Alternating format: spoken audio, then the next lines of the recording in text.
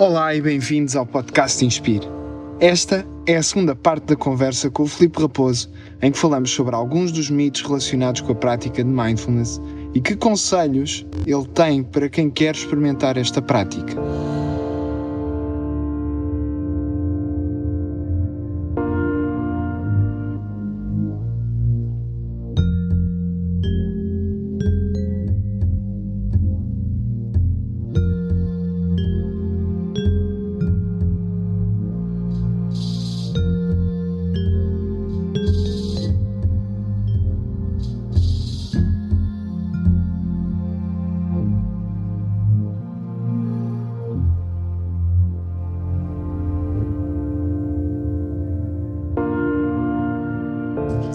Falámos um bocadinho do teu percurso e já falámos inclusivamente da definição de mindfulness, mas depois a questão, o que é que se sente?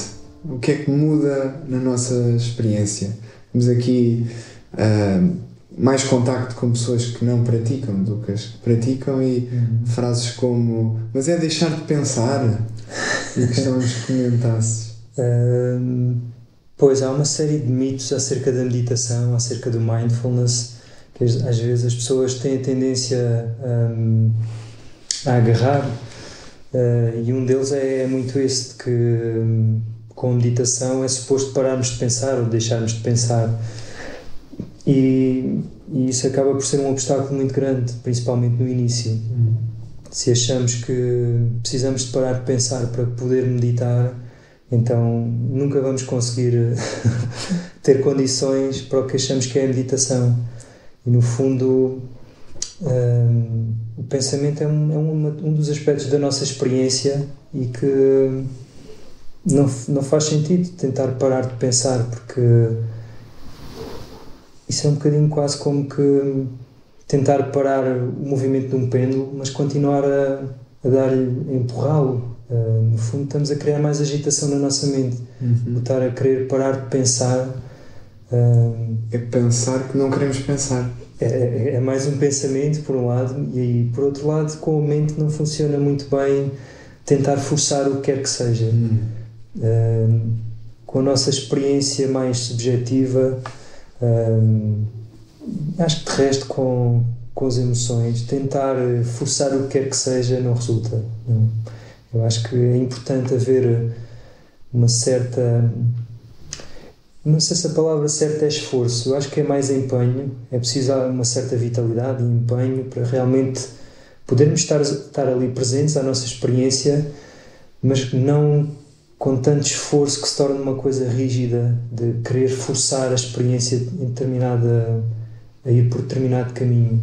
E tentar parar de pensar é meio caminho andado para surgir mais pensamento e para começar a surgir mais tensão, mais agitação, mais confusão. Por isso, eu diria que não, o mindfulness, o propósito não é nem parar de pensar, nem nos leva a deixar de sentir as coisas, antes pelo contrário. Eu acho que nos leva a sentir muito mais a vida. Eu acho que... Porque a proposta é muito ir ao encontro tão próximo quanto possível da nossa experiência. E há essas componentes da nossa experiência, há o pensamento, há as emoções, há as sensações físicas, tudo isso são quase como que afluentes do rio da experiência, e que ficam cada vez mais presentes e cada vez mais próximos da nossa consciência. Por isso, tudo isso eu acho que fica mais vivo, não fica nem anestesiado, porque a proposta não é realmente reprimir nada, nem fugir de nada, nem evitar contactar o que quer que seja. A proposta é realmente podermos abrir-nos à vida em toda a sua totalidade. É claro que isto vai trazendo desafios, este caminho, porque muitas vezes aquilo a que nos abrimos é dificuldade, é sofrimento, não é? Por isso é importante também ir cultivando determinadas qualidades, determinadas atitudes face àquilo que vamos notando. Nesse âmbito, consegues nomear um ou dois benefícios, algumas mudanças que sentiste na tua vida a partir do momento que começaste a praticar mindfulness? Benefícios. Eu acho que aquilo que comecei logo a notar desde o início foi que até que ponto eu estava desligado do meu corpo. Eu acho que o corpo servia mesmo só para levar a cabeça de um lado para o outro. E, e lembro-me que as primeiras vezes que fiz aquele exercício de body scan, a maior parte das zonas do meu corpo, e para quem não sabe, o body scan tem a ver com rastreio do corpo, rastreio das sensações, notar sensações físicas no nosso corpo. E uma boa parte do meu corpo eu não conseguia sentir nada, porque realmente eu tinha vivido muito tempo dissociado do meu corpo. Por isso eu acho que aquilo que comecei a notar como diferente quando comecei a praticar meditação foi a redescoberta do corpo, foi o perceber que o corpo, estar em contacto com o corpo, não é algo nem de inseguro ou perigoso ou algo a evitar. Antes, pelo contrário, comecei a perceber como o corpo me começou a dar-me muitas pautas e muita mensagem, muita informação acerca de quem sou, acerca das minhas necessidades, até que ponto é que estas necessidades estão a ser atendidas ou não. Por isso eu acho que foi assim a primeira grande mudança que eu notei assim, com a meditação, foi o contacto com o corpo. E depois eu acho que outra coisa que eu comecei a notar foi lá está, este equilíbrio entre o lado mais racional, mais hemisfério esquerdo do cérebro, começou a equilibrar-se com o lado do hemisfério direito, e num aspecto muito particular que tem a ver com o foco e a abrangência. Eu tinha uma tendência muito grande para o foco, talvez por causa da especialização científica, que nos leva a afunilar muito o conhecimento e a olhar para as coisas assim de uma forma muito, quase como pondo um zoom sobre um tema, mas depois acabamos por perder a abrangência de contexto mais amplo em que aquilo está a surgir. E comecei a notar como a meditação me ajudou muito a fazer este zoom out, a fazer há este entendimento mais específico, é importante, mas como é que esta peça se liga no puzzle maior da vida? E ajudou-me também a não ficar tão preso a determinados pontos de vista. Eu comecei a notar como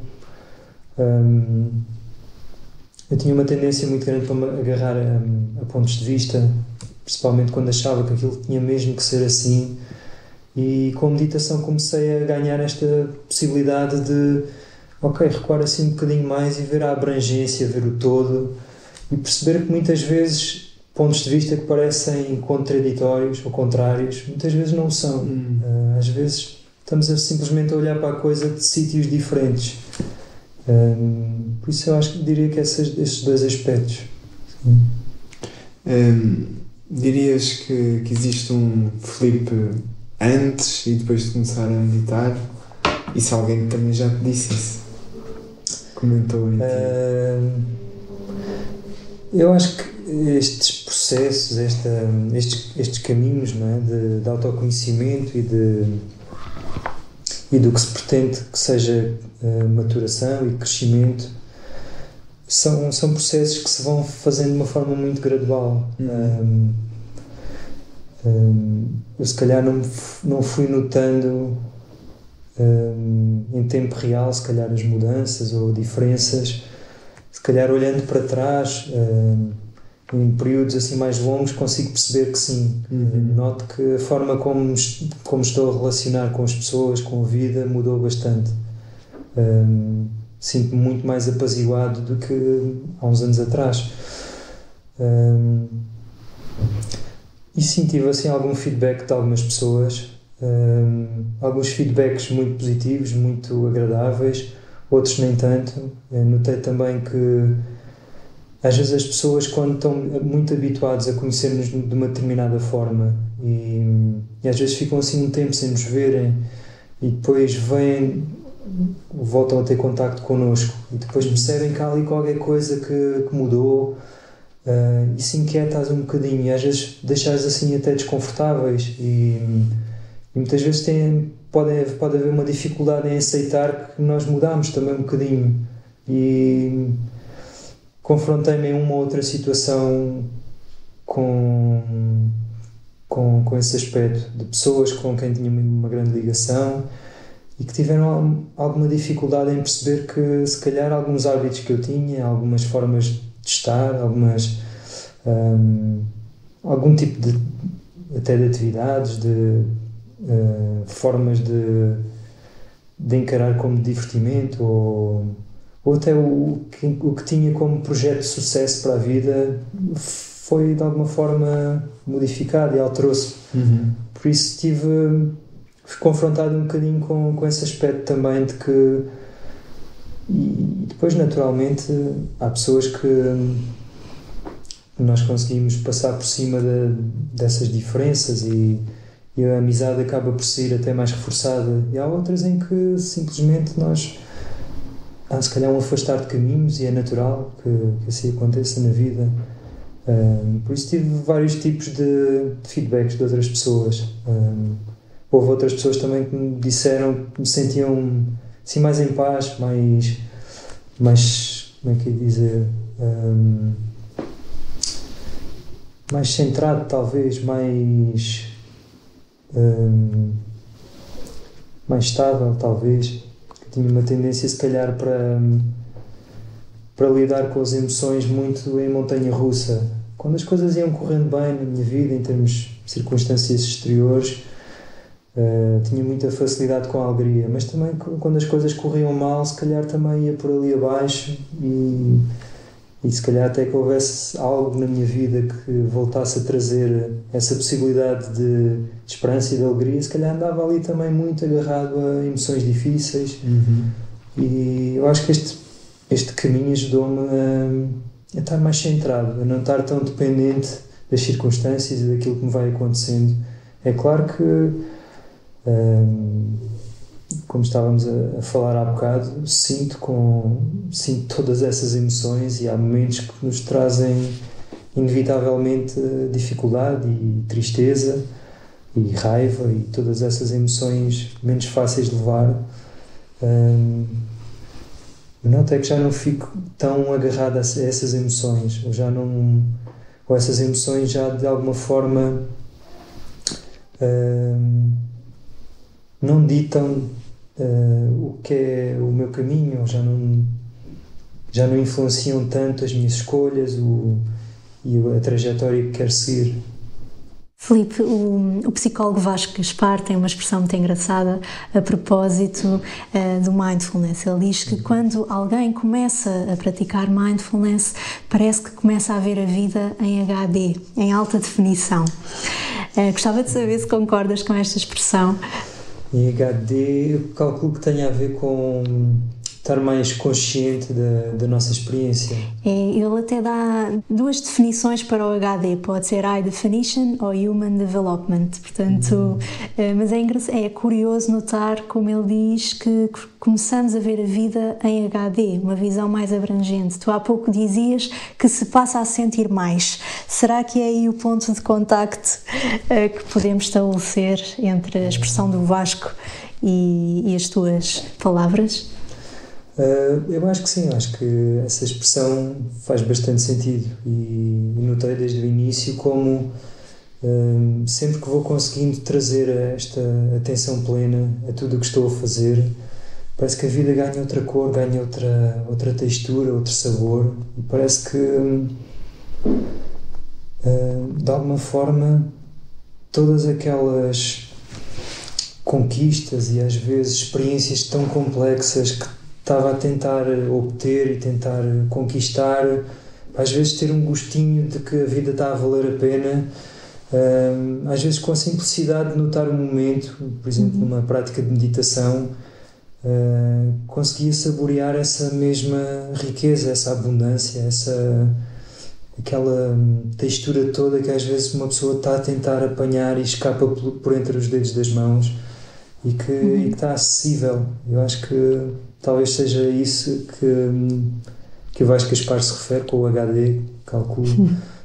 Mas sim, acho que faz todo o sentido. Sim. E será que esta vida, então, em HD, se pode prolongar para vários campos da nossa vida? Há tempos, numa publicação em que eu relatava a minha jornada nesta mudança para um estilo de vida vegano, comentaste o seguinte, e passo a citar: "Obrigada, Inês, pelo teu relato inspirador e chamamento para uma tomada de consciência. Estou a tentar trilhar também esse caminho, mas os meus olhos teimam em ainda não se abrir por completo. É um processo que leva o seu tempo." E neste âmbito, perguntamos-te o que consideras que possa ajudar as pessoas que queiram fazer esta transição, qualquer que seja o seu ponto de partida, para um estilo de vida vegano, que vai para além da alimentação. Pois eu acho que relativamente ao que são as escolhas de alimentação, tem muito a ver com... Eu acho que só é possível fazer essa transição com uma tomada de consciência. Eu acho que muitas vezes é um hábito difícil de conseguir alterar a alimentação, principalmente quando vimos de um contexto em que há o hábito de comer tudo e de comer pratos típicos, pratos tradicionais que envolvem muitas vezes carne e peixe. O que eu recomendo é tomada de consciência, e posso falar se calhar um bocadinho da minha experiência. Quando comecei a praticar a meditação, o que notei foi que esta tomada de consciência ia muito mais para além do que é só quando estou sentado na almofada. Comecei a levar isso depois para os outros contextos da minha vida. Inevitavelmente comecei talvez também muito por causa da proposta budista com que tive bastante contacto e continuo a ter, começou a tornar-se mais consciente o impacto da nossa escolha, daquilo que comemos.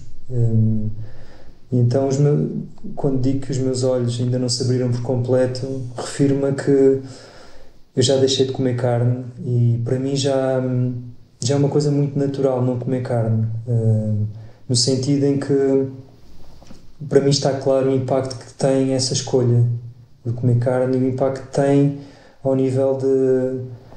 Enfim, estou a alimentar toda uma indústria que leva ao sofrimento imenso de muitos animais. Ainda, se calhar esta tomada de consciência ainda não foi ampla o suficiente para alargar isso, para deixar de comer peixe, para deixar de comer ovos, deixar de comer queijo, que são coisas que eu ainda como, apesar de haver um lado meu que percebe que faria mais sentido deixar de comer estas coisas porque percebo qual é o impacto, mas acho que ainda não ressoou aqui dentro, ainda não caiu a fichinha, ainda não há aqui esta abertura de coração, ainda não há de alguma forma um entendimento mais profundo daquele impacto. Eu acho que tem muito a ver com tomada de consciência, que o caminho da meditação ajuda realmente bastante a ir alargando essa tomada de consciência. Sim. Até se fala do mindful eating, não é? Sim, exatamente. Sim. É interessante prolongar o conceito também aos nossos hábitos alimentares e a tudo o resto. Eu estava a notar agora recentemente como não só é difícil fazer esta transição, muito por causa do nosso contexto, e realmente é preciso esta tomada de consciência para que não haja um mínimo de esforço, para que o esforço seja não comer de forma consciente, porque senão é difícil, porque é um bocadinho quase como fazer uma dieta, porque se nós formos fazer a dieta apenas com esforço e porque achamos que vai ser bom para nós, mas aquilo não há ali um autocuidado, não há ali um lado mais de compaixão ou de bem-querença por si mesmo. Sem esse lado, aquilo vai se tornar um esforço vazio e é esforço pelo esforço apenas. Enquanto que, se houver uma tomada de consciência e se cair mesmo a fichinha de que esta garfada que estou aqui a dar de carne ou de peixe, isto tem um impacto mesmo grande ao nível de, não só dos nossos ecossistemas, mas em termos de... Estou a continuar a alimentar esta indústria que promove muito sofrimento, enquanto não houver essa fichinha, e tem muito a ver com um lado mais de coração, não tanto em entendimento aqui em cima, cognitivo, tem mesmo a ver com aquela abrangência, aquele reconhecimento do todo. Por isso é um caminho que eu quero continuar a trilhar e que nem sempre é fácil, porque às vezes também as pessoas que estão à nossa volta também dificultam um bocadinho o processo. Eu noto que às vezes há pessoas que não compreendem e às vezes até parece que ficam incomodadas quando, por exemplo, e aconteceu muito recentemente, estar a comer com colegas de trabalho e pedir um prato vegetariano e notar até que ponto a minha escolha os estava a incomodar. E dá que pensar porque é que a minha escolha, uma vez que eu não estou a impor nada a ninguém, não estou sequer a sugerir que eles comam outra coisa, porque é que esta escolha incomoda tanto e depois há sempre aquelas piadas.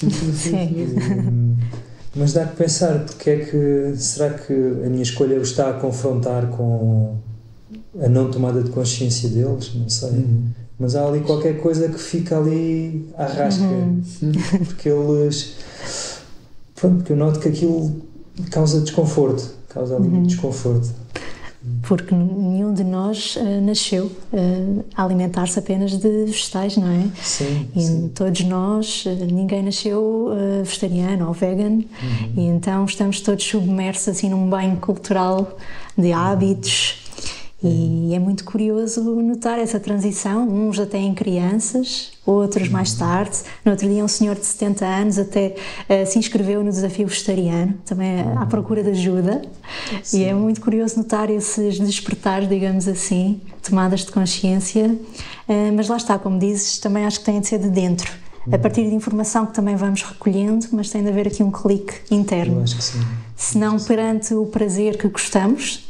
Eu adorava picanha, por exemplo, e hoje em dia, lá está, não faço qualquer esforço para não comer essa picanha.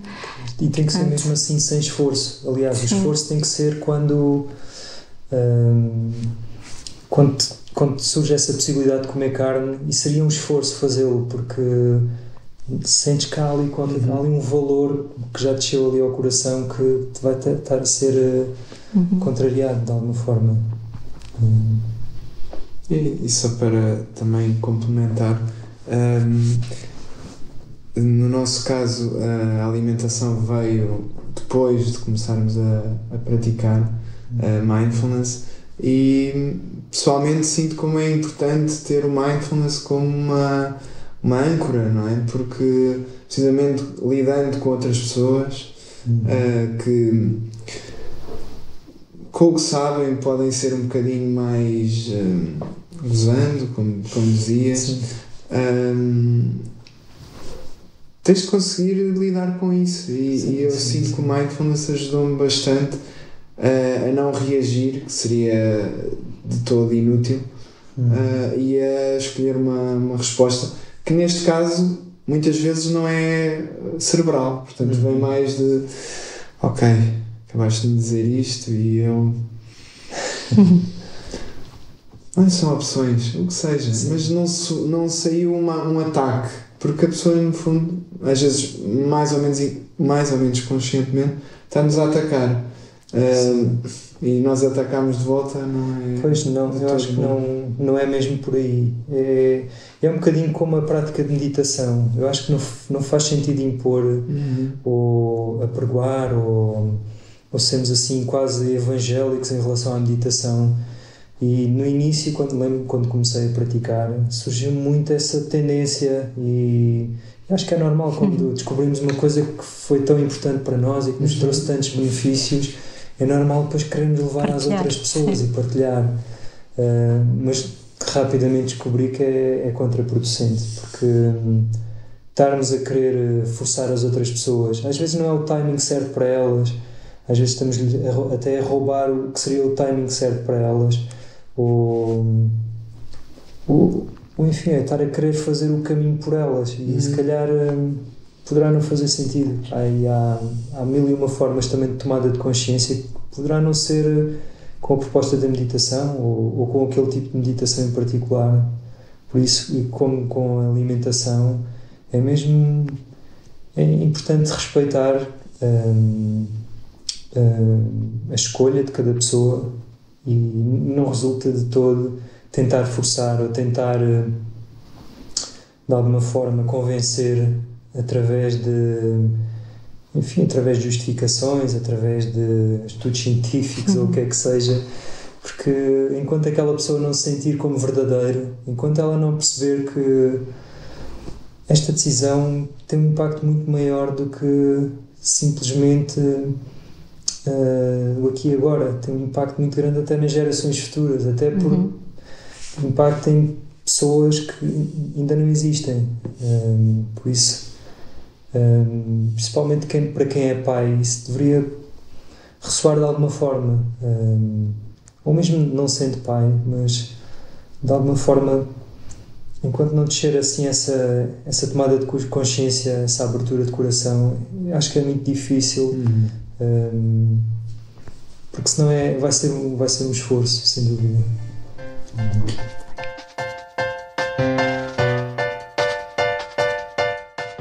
Olá, este podcast não tem qualquer anúncio, mas pode passar a ter.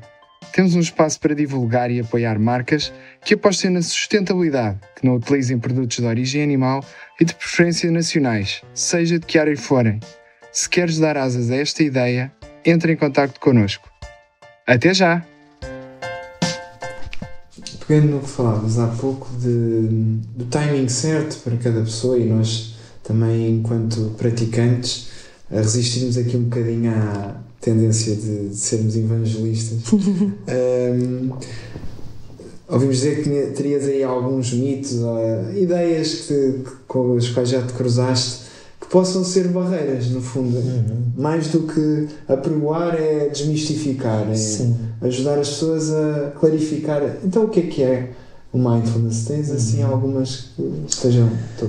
Já falámos há pouco de alguns, não é? Aquele de que precisamos de parar de pensar para conseguir meditar. Também aquele de que com a meditação deixamos de sentir as coisas. Esse também é outro mito. Tipo anestesiados? Sim, isso? Há pessoas que acham que a meditação as vai tornar desligadas da vida, ou de alguma forma vai ajudá-las a não ter que lidar com o difícil, com o lado difícil da vida. Mas há uma série de outros mitos. Há também um mito, há muitas pessoas que acham que a meditação tem que estar necessariamente enquadrada dentro de uma religião e que precisamos ter uma determinada crença religiosa para podermos meditar, porque acho que a meditação sempre surgiu assim tradicionalmente ligada a contextos monásticos e a tradições religiosas. Depois vê-se aquelas pessoas naquelas posturas complicadas, em poses que não estão acessíveis ao comum dos mortais, e às vezes há um bocado essa ideia errada de que isto não é para mim porque precisava se calhar de deixar o meu emprego, precisava de fazer uma mudança radical na minha vida para aí então poder experimentar este caminho de iluminação, que acaba por ser um grande entrave, porque realmente isto é uma proposta que está ao alcance de qualquer pessoa, pode ser praticada em todo o tipo de posturas e de contextos e não requer qualquer tipo de crença religiosa, porque há muitas pessoas que têm determinada crença religiosa e praticam mindfulness e não há qualquer tipo de conflito, como acontece também pessoas que são ateus ou que são agnósticos e que praticam também o mindfulness e da mesma forma não há qualquer tipo de conflito, porque a proposta do mindfulness está muito despida do que é contexto e cultura, mais ligada com a religiosidade. Por isso, esse é um dos grandes mitos, de que é preciso estar assim num contexto monástico ou ter assim uma determinada crença para praticar. E às vezes é um obstáculo grande porque impede as pessoas de dar esse passo, de experimentar. Outro mito que se vê também bastante ligado com a meditação tem a ver com... Isso tem-me deparado bastante nos cursos de introdução, que é, há muitas pessoas que associam a meditação com o relaxamento e acham que meditar tem como propósito atingir relaxamento. E não é bem assim. É verdade que com a meditação, quando nos permitimos ir ao encontro da nossa experiência sem estar a querer forçar que aquilo seja outra coisa, quando deixamos mesmo, quando damos todo o espaço para que as coisas possam ser o que são, é verdade que toda aquela energia que estamos a gastar para tentar sobrepor a nossa crença ao que a realidade está a ser, essa energia deixa de precisar de estar a ser gasta e essa tensão liberta-se e surge um relaxamento natural. Nesse sentido, ok, ocorre o relaxamento, mas é quase como uma consequência, não é o propósito em si da prática.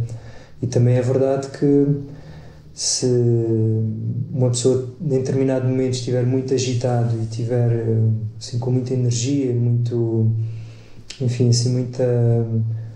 pensamentos, muita tensão física, se calhar poderá ajudar a fazer primeiro algum relaxamento antes de se sentar para meditar, fazer se calhar ali umas respirações, tentar afrouxar um bocadinho alguma tensão muscular que haja, e isso sem dúvida que vai ajudar à prática de meditação.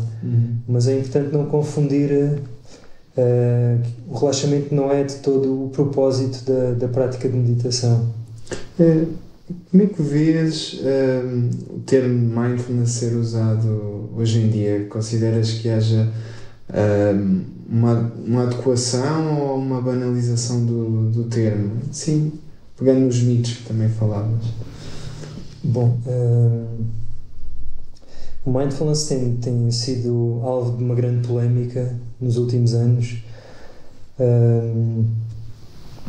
para já porque a proposta do mindfulness foi sem dúvida muito ousada, por tentar pegar no contexto e nos ensinamentos e em toda aquela bagagem de sabedoria budista, tentar condensar e distrair o essencial para que esteja ao alcance do comum cidadão ocidental, que não quer necessariamente ter a parte mais do treino ético e do cultivo da sabedoria e todo aquele lado mais religioso da experiência.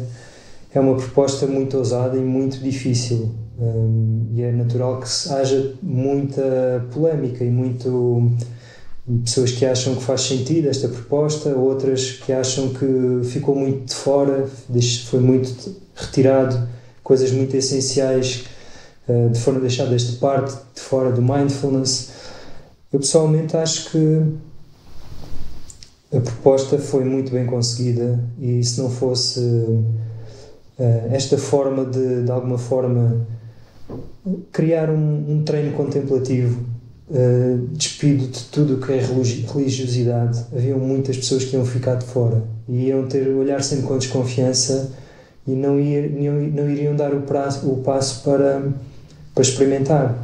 Então, nesse aspecto, eu acho que foi muito bem sucedido, e sinceramente eu acho que mesmo aquelas partes que à partida foram removidas, tem a ver com o treino da conduta e da ética, e a parte mais do treino da sabedoria, de alguma forma estão muito implícitos. Eu acho que nas atitudes que tentamos cultivar no mindfulness acabam por estar lá, nem que seja assim de uma forma muito subtil, mas eu acredito que estão lá implícitas. Eu pelo menos tento nas práticas que vou dando ir introduzindo de uma forma mais ou menos implícita todo esse lado que tem a ver com cuidado ético, de nos relacionarmos com a vida, com a abertura de coração, com o treino de sabedoria também. Acho que de uma forma implícita vai estando lá.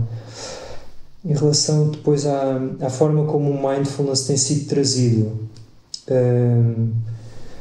eu acho que ainda há uma grande dificuldade em conseguir criar balizas para o que deve ser o treino de mindfulness, para o que deve ser um percurso de certificação de mindfulness.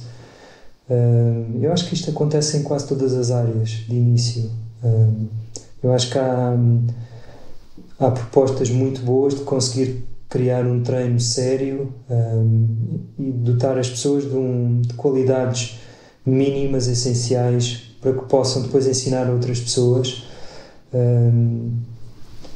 Mas é muito difícil, porque parte dos requisitos e parte do que é solicitado às pessoas fica muito ao critério também da honestidade das pessoas. Como é que nós garantimos que uma pessoa tem já vários anos de prática? Como é que garantimos que a pessoa tem uma prática regular? Porque as formações, os workshops, os retiros, de alguma forma é fácil cumprir, é fácil, preencher esses requisitos. Mas depois há um caminho que deve ser feito para que depois o ensinamento parta de algo muito concreto que já foi vivido, que já foi experienciado, para que o ensinamento não seja uma coisa teórica, seja algo que já foi visto, que já foi realizado. E nesse aspecto eu acho que ainda há um caminho a ser percorrido.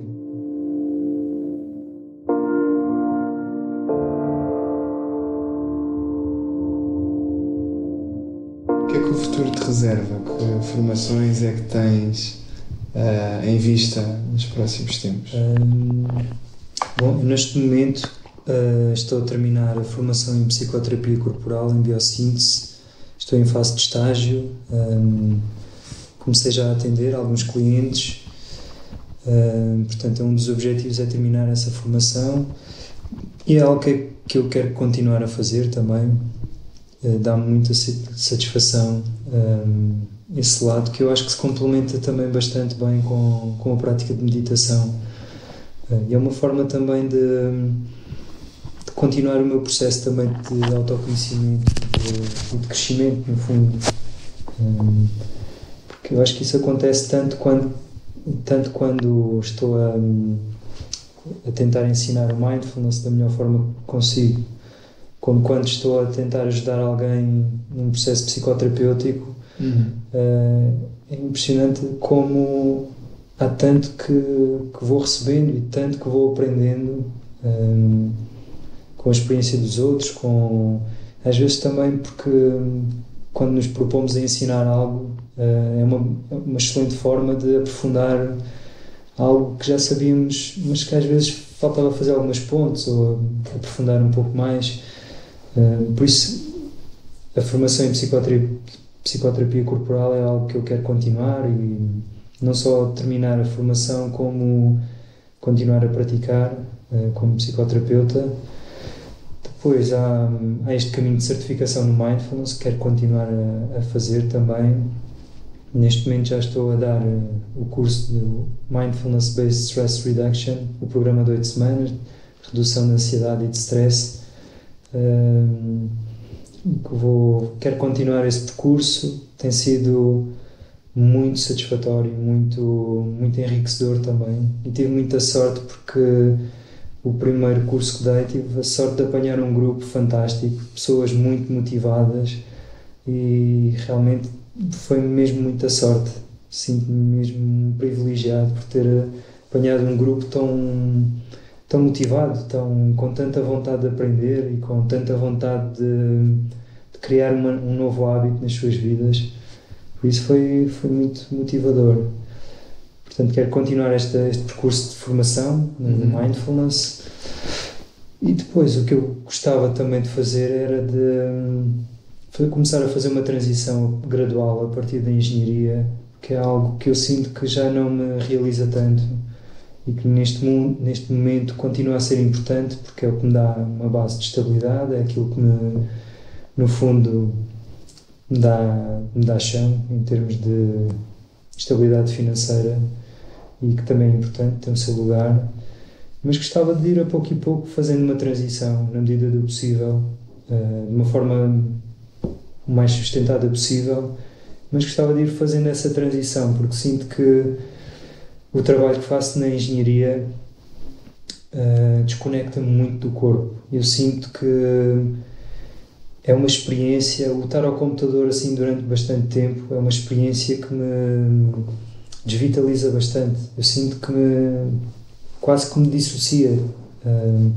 Ao fim de estar assim algumas horas, eu preciso de ir caminhar um bocado, eu preciso de fazer se calhar uma prática de estar a notar a respiração, porque já estou completamente afastado do corpo. É algo que me desvitaliza bastante. Por isso eu quero cada vez mais que a minha vida, que a minha ocupação que traga atividades que me façam sentir que estou em contacto com a vivência, com os sentidos, com vitalidade, com satisfação, com realização. E nesse aspecto eu acho que o que estou a perspectivar é muito através da meditação, do mindfulness e através da psicoterapia. Muito bem. Tens algum local onde as pessoas que nos estão a ouvir possam saber mais sobre ti, sobre as formações que pões? Sim, neste momento estou a construir um site que irá para o ar muito em breve, portanto talvez daqui a 1 ou 2 semanas. Posso deixar se calhar o endereço do site, é www.compassivamente.pt. Tenho também uma página no Facebook e no Instagram, é só procurarem por Compassivamente. E as práticas que eu estou a realizar neste momento são todas no Espaço Árvore, é um centro de terapias que fica no centro de Lisboa, mais ali para a zona do Campo Pequeno. É muito perto da Avenida 5 de Outubro, na Avenida Elias Garcia. Portanto, online, através do site ou das páginas, poderão ver toda a informação que eu vou publicando, seja de cursos, de workshops, retiros, e também textos, porque é uma vertente que me dá muita satisfação, muito gozo, que é a escrita. E então tive a oportunidade de aliar também aqui outra paixão e escrevo sobre vários temas, inclusive sobre meditação, sobre autoconhecimento, sobre existencialismo, temas mais ou menos filosóficos, mas que tento sempre fazer um bocadinho a ponte com uma parte mais das emoções, para não ficar só uma coisa assim muito conceptual, muito teórica. Mas é algo que me dá muito gozo fazer e que acho que também se complementa muito bem com estas duas áreas. Portanto, convido-os também a visitarem no site aqueles textos que eu tenho partilhado nos últimos tempos.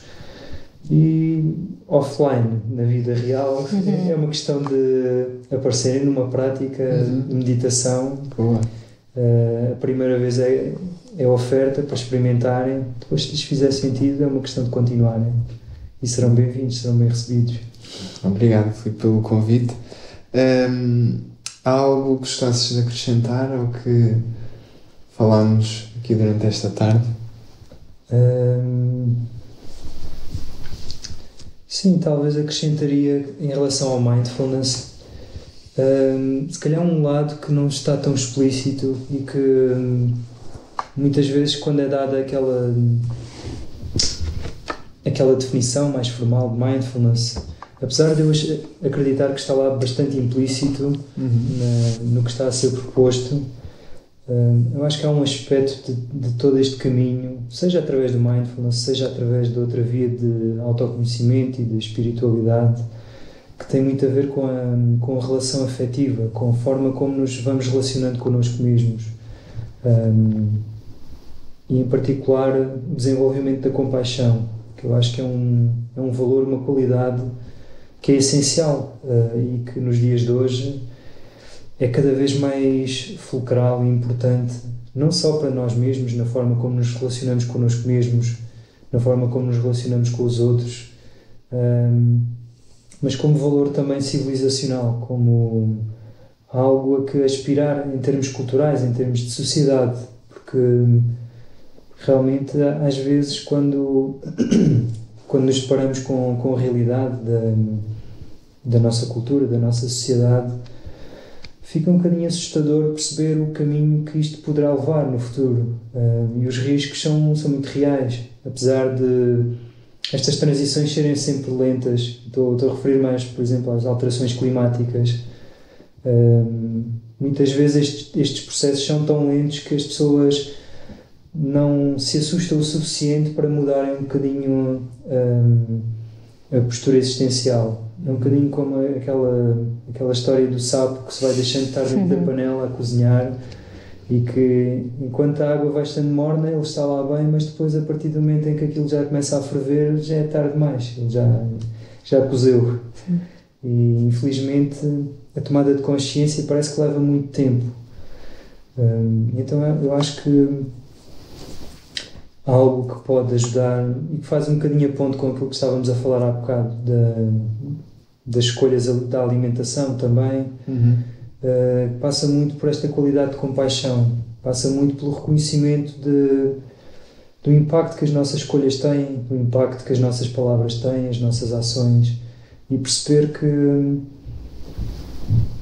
que a compaixão realmente é uma qualidade que está ao serviço da vida e que serve para tentarmos criar um mundo melhor, tentar atenuar o máximo possível o sofrimento que já existe no mundo, e quase como uma barreira, quase como que uma forma de resistir a esta tendência que esta cultura promove muito, da agressividade, da competição. Há muito um foco nesse lado da competição, do sucesso pessoal, individual, mas depois parece que fica um bocadinho para trás o lado mais da cooperação, mais da entreajuda, da interdependência, e na forma como nós precisamos de estar todos bem para ser felizes. Não há vitórias individuais. E a compaixão, o treino da compaixão, apesar de não ser explícito na proposta do mindfulness, é algo que está lá, muito nas entrelinhas, e na forma como, no meu ver, deverá ser passado, também ir muito ao encontro do cultivo da compaixão. E vejo isso como uma qualidade realmente fulcral, e em todas as tradições da humanidade, tradições contemplativas, de uma forma ou de outra, esteve sempre no centro das práticas. O amor e a compaixão, quer estejamos a falar de budismo, cristianismo, islamismo, enfim, está em todas as tradições da humanidade. E não é por acaso, porque há esse lado nosso, com esse potencial para a bem-crença e para cultivar a paz e o entendimento, mas que realmente precisa de condições propícias, precisa de treino, precisa de ser desenvolvido.